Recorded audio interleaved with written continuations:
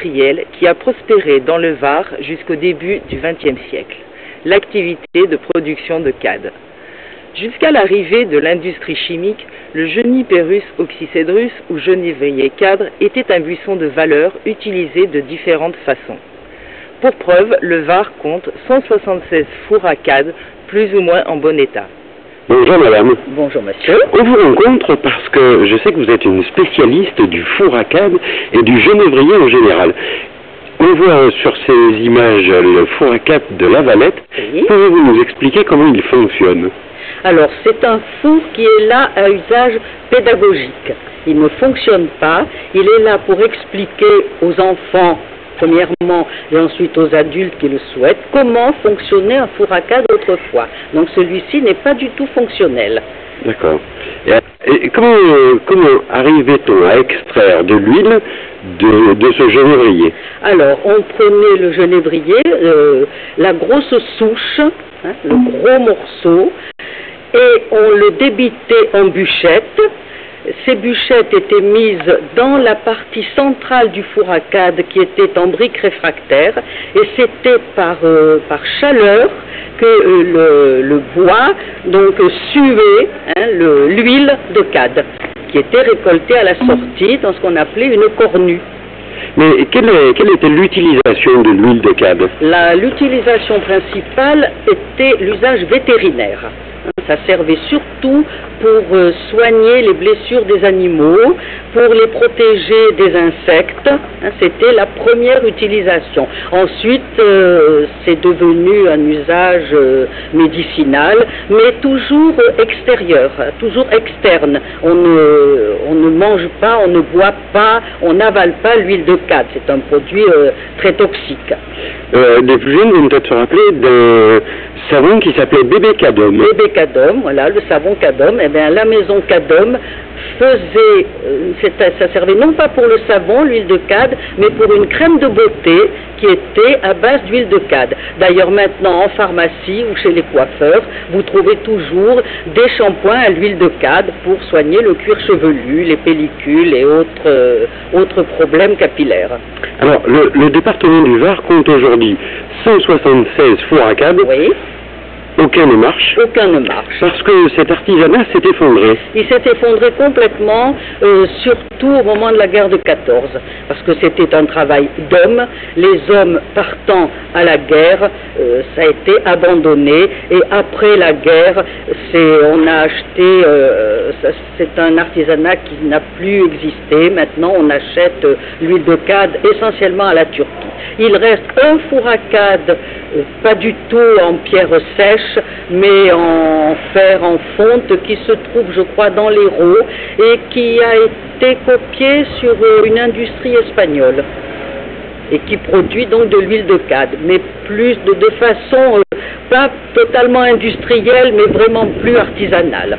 Parce qu'en fait, dans le Var, c'était un métier très dur. Les gens autour d'un four à cad allaient chercher le genévrier dans un rayon de 20 km. C'est ça. Donc impossible quasiment à dessoucher et à transporter sur un rayon de 20 km pour une femme. Voilà. Et puis il fallait donc dessoucher. C'était le travail. Oui, parce qu'en fait on se sert principalement de la souche. Voilà. Il faut que le bois soit gros. Et plus le terrain est rocailleux, plus le terrain est sec, plus le terrain est calcaire et plus le bois va fournir d'huile.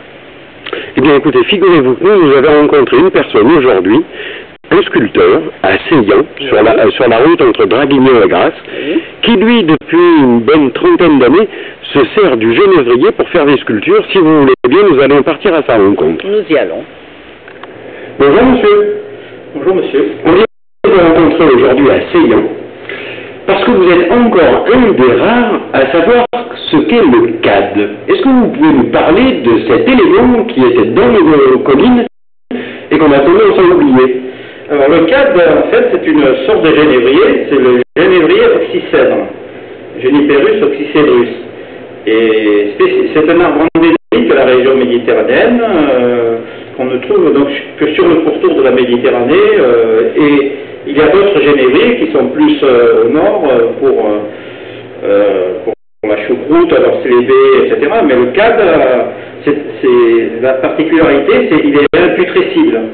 Et on peut distiller l'arbre d'une distillation à sec pour faire la précieuse huile de cad depuis l'Antiquité. Oui, justement, si vous travaillez ce bois, vous êtes sculpteur, nous y reviendrons, l'utilisation de ce genévrier en Provence était très loin de la base artistique. À quoi servait le genévrier?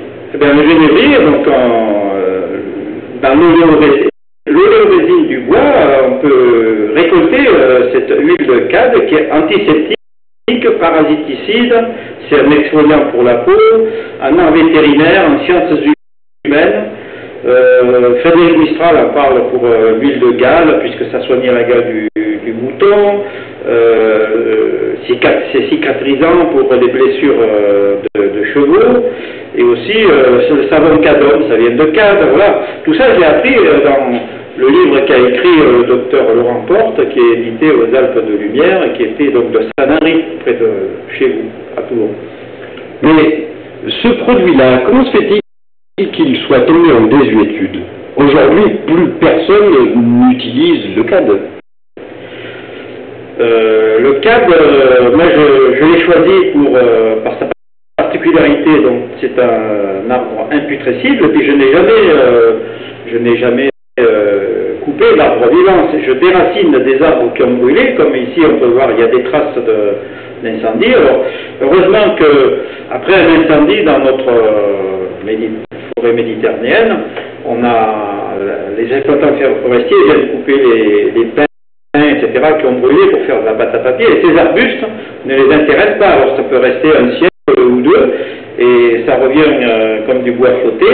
Et bon, moi je déracine, donc je capte les forces chtoniennes, souterraines. C'est un artiste de l'école de Nice, Jean Mas, qui m'avait collé cette étiquette. Et je crée des meubles, puisque j'ai été, dans mon jeune âge, lauréat de la Chambre des métiers comme menuisier ébéniste. Donc j'ai commencé par créer des meubles qui peuvent soit être finis avec des patines noires ou en bois naturel pour la décoration intérieure, et aussi, si on les laisse à l'extérieur, on peut, là j'en ai qui vont m'être prêtés pour une exposition que je vais faire à Seillan, qui ont 35 ans d'exposition aux éléments. Alors il y a des mousses, ils sont vraiment magnifiques, c'est du land art. Une dernière question, vous qui vous promenez régulièrement dans la colline, est-ce que le genévrier est en voie de disparition? Est-ce que vous en trouvez aussi facilement qu'il y a une vingtaine d'années?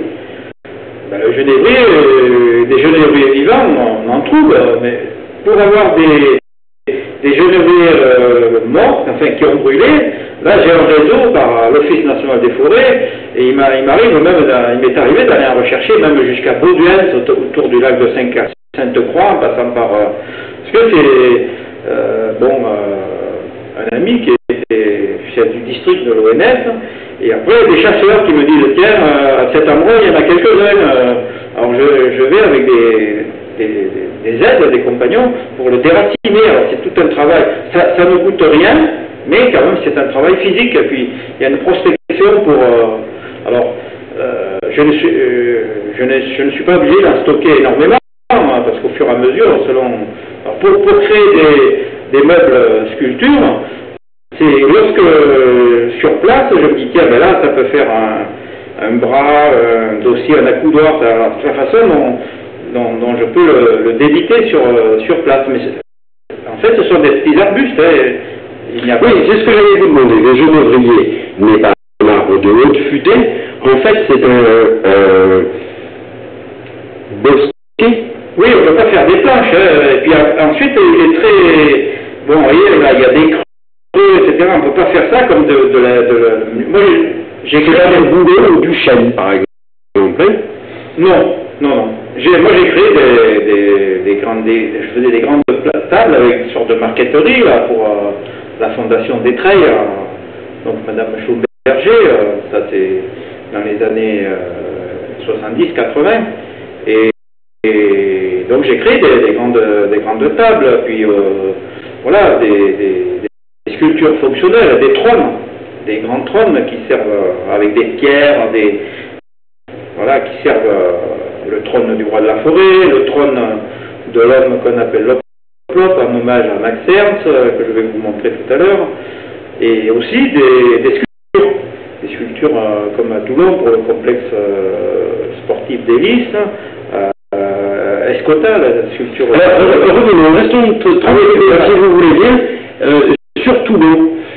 Il y a effectivement au gymnase d'Hélice une sculpture, et si elle est aujourd'hui exposée à Toulon, en fait on doit à un homme qui est très sensible à l'art contemporain, qui est le sénateur François Trucy. Voilà, sénateur François Trucy, et c'était aussi l'architecte en chef de la ville de Toulon, que j'avais rencontré à Paris, et comme la charpente du gymnase était en lamellé collé, en bois, donc il cherchait un sculpteur et puis l'originalité, la spécificité du matériau, du bois. Alors j'ai fait une sorte de trophée sportif comme une coupe avec une sphère, et en fait c'est dans cet esprit-là, c'est ramassé. Ça, ce sont des forêts géométriques, ça n'a rien à voir avec des compressions, puisqu'on pensait que c'était une imitation, enfin une inspiration du sculpteur César, que j'ai bien connu, mais en fait dans le livre de Max Ernst, les écritures, il parle de la forêt, puisque c'était son thème récurrent, la forêt, l'oiseau et la femme, et il dit dans son livre que la forêt deviendra géométrique. Alors, quand j'ai vu ça, il dit maintenant, voilà, ce sont des forêts géométriques, puisque là on voit la racine de l'arbre en entier, hein. Puis à l'intérieur j'ai mis un arbre qui était déjà peint, pour faire un contraste. Eh bien écoutez monsieur, je vous remercie. Merci.